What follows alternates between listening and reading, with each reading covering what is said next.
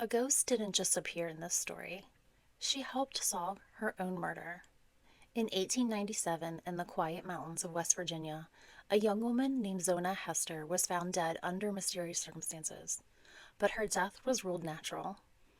Weeks later, her mother claimed Zona returned from the grave to reveal exactly how she had been killed.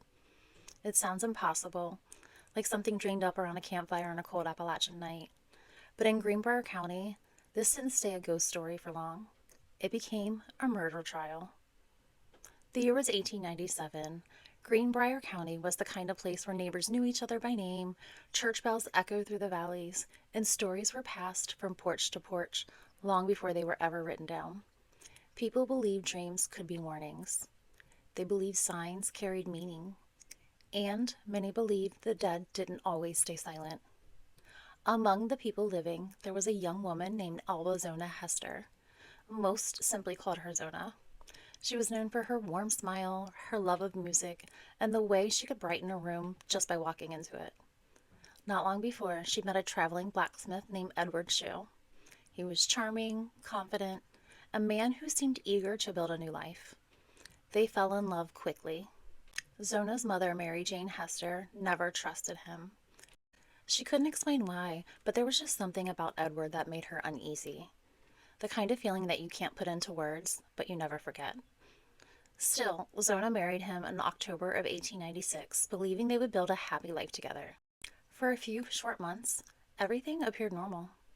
Then, on January 23rd, 1897, everything changed. That afternoon, an 11-year-old boy named Andy Jones was sent to the Shue home to run an errand. He walked up to the front door and knocked. No answer. He called for Zona. Silence. Slowly, he pushed the door open. The house felt wrong. No voices, no movement, just an unsettling stillness. He stepped inside and looked towards the staircase. At first, he thought Zona was just lying down, but as he moved closer, his heart dropped. She wasn't sleeping. She wasn't breathing. Her body lay at the bottom of the stairs. One hand rested across her stomach. Her feet were neatly together. Her eyes stared straight ahead. The boy turned and ran for help, and by the time neighbors and the local doctor arrived, Edward had already carried Zona upstairs. He had washed her body, changed her clothes, and dressed her in a high-necked dress with a scarf wrapped tightly around her neck. To everyone else, it looked like the actions of a grieving husband. But something just didn't sit right. When the doctor tried to examine Zona, Edward wouldn't leave her side. Every time the doctor reached toward her neck, Edward stepped in. He cradled her head, he held her close, cried loudly, answered questions before anyone else could. Eventually, the doctor gave up trying to complete the examination. He ruled her death as natural. The paperwork was signed, the funeral was held, the investigation was over. Everyone accepted the explanation. Everyone except Mary Jane. She couldn't stop thinking about the scarf, or the way that Edward refused to let anyone touch Zona's neck. The more she replayed the funeral in her head, the more convinced she became that her daughter hadn't died naturally. She had been murdered. But she had no evidence, only a mother's instinct. So every night after the funeral, Mary prayed. She asked God for one thing. Please let my daughter tell me what happened. Then one night, she woke to a strange silence. The fire had burned down. Moonlight spilled across the wooden floor. The room felt colder than it should have. Mary looked to the foot of her bed and froze. Standing there was Zona. She looked peaceful, almost exactly like she had in life, and for a long moment neither of them spoke. Then Zona finally broke the silence. I have to tell you what happened. According to Mary, Zona returned 4 nights in a row. Each visit lasted longer than the last, and during those visits, she told her mother everything. She said Edward had become furious during an argument, and without warning, he grabbed her by the neck. She tried to fight back, but he was stronger. He squeezed tighter, until she could no longer breathe. Then, with one violent twist, he broke her neck. To prove she was telling the truth, Zona slowly turned her head, farther and farther, until it faced completely backward. Then she vanished. The next morning, Mary walked straight to the county prosecutor. Imagine hearing that story. My daughter came back as a ghost.